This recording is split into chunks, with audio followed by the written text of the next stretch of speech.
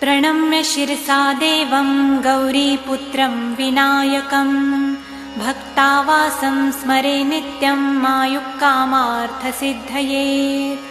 प्रथमं वक्रतुण्डं च एकदन्तं द्वितीयकं तृतीयं कृष्णपिङ्गाक्षं गजवक्त्रं चतुर्थकं लम्बोदरं पञ्चमं च षष्ठं विकटमेव च सप्तमं विघ्नराजेन्द्रं धूम्रवर्णं तथाष्टमं नवमं भालचन्द्रं च दशमं तु विनायकम् एकादशं गणपति द्वादशं तु गजाननं द्वादशैतानि नामानि त्रिसन्ध्यं यः पठेन्नरः न च विघ्नभयं तस्य सर्वसिद्धिकरं प्रभो।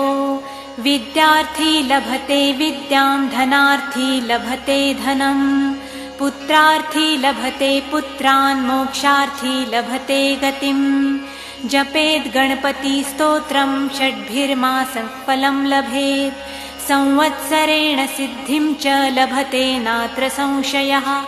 अष्टभ्यो ब्राह्मणेभ्यश्च लिखित्वा यात् समर्पयेत् तत्स विद्या भवेत् सर्वा गणेशस्य प्रसादतः। इति श्रीनारदपुराणे सङ्कटनिरसन नाम गणेशस्तोत्रं सम्पूर्णम्। श्रीसीतारामचन्द्रार्पणमस्तु।